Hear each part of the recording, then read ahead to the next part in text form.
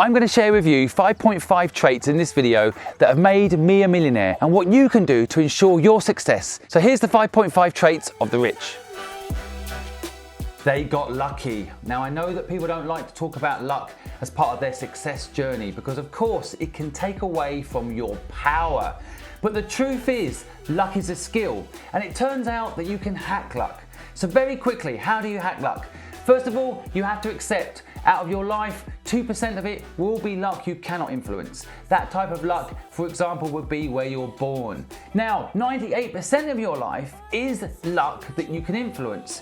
There will be bullshit out there, like the harder you work, the luckier you get. The most important thing is not that you work hard. The most important thing to hack luck is that you take risk. And that means you have to learn to love fear. You have to lean into it as an asset. Enjoy fear. Realize it's actually a superpower when you feel fear. It makes you run faster, think differently, innovate, and that is what you need if you, when you take a risk, want to win.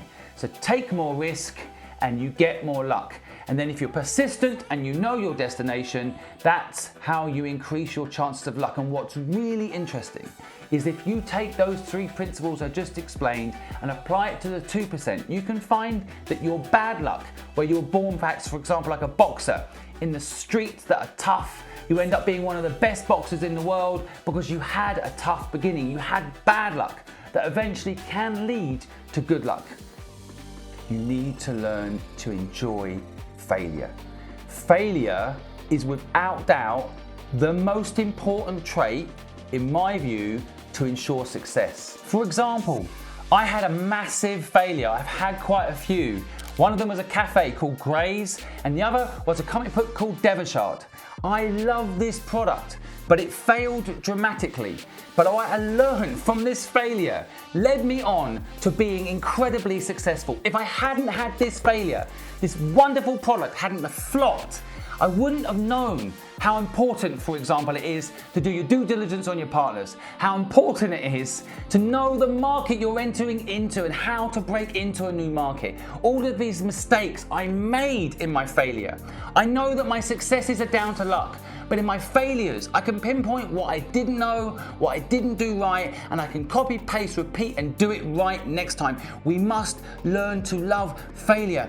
Elon Musk made 121 million from PayPal, and he didn't sit back and just say, hey, I'll buy some houses and rent them out and never have to work again. It wasn't that bloody boring. He went and risked it all again. He was almost broke. It's a famous story, I know you know, but that's what led him to changing the world, to probably being the #1 entrepreneur on this planet, and of course building incredible businesses like Tesla and SpaceX. And even now he talks about how he put it all into Twitter, which I don't think is a good idea, but still he's willing to risk it all, and that's why he's made it. You have to learn to love failure.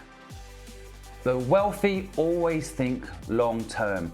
The truly successful brands, the truly successful people do not take shortcuts. They always think about the end destination, and I believe the best way to do that is invest in ensuring that you always do the right thing. I'll tell you a story. I first had a job at a company in the UK, and when I first took that job, it was kind of a consultancy gig, and they asked me to help them manage their database.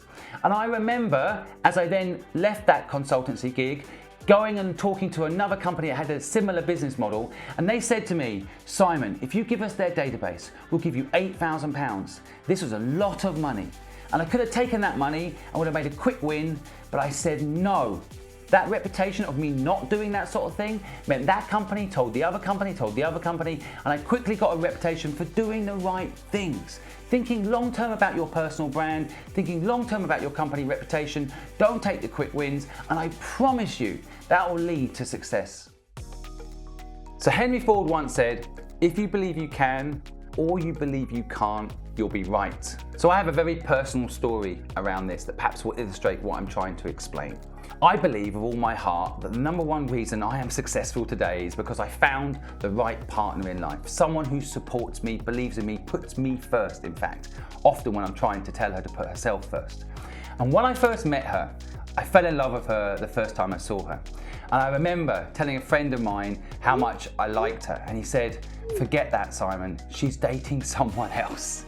Now, I could have quite easily seen that as a negative, of course moved on, but I felt something and I followed through and I believed that I was meant to be with her, stalked her a little bit, and then eventually she fell in love with me too. And what I'm trying to highlight here is that sometimes outside people can be pessimistic. Outside people can try and frankly, accidentally, and this is a friend of mine, tell you something isn't possible, tell you something isn't true, and that can make it real too. So be careful who you surround yourself with. Make sure you don't just listen, even to the closest people to you, because they might be wrong.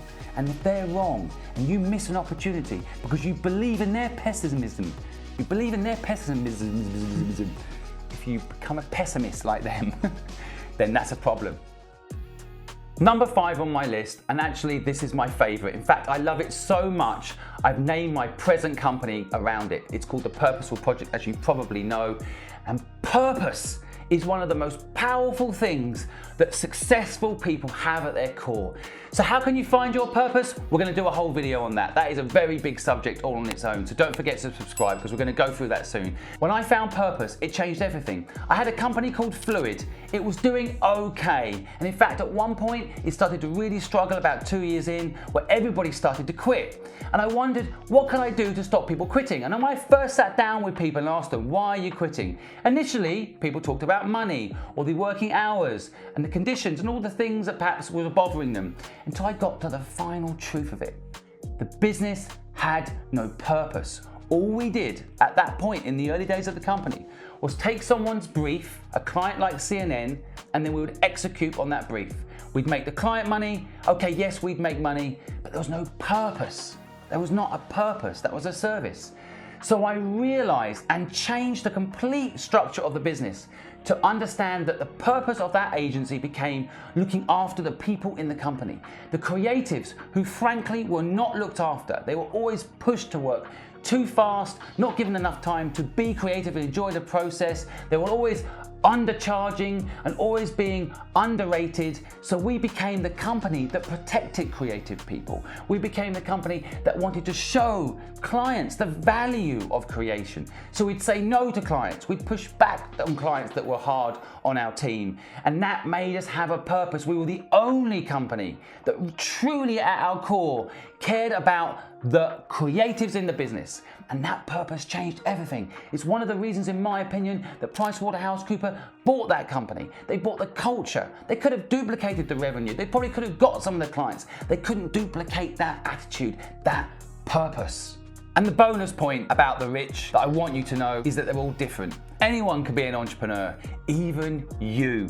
And if you like what you've heard today, if you found it useful, hit the subscribe button and you can watch our next video to help you unplug from the matrix.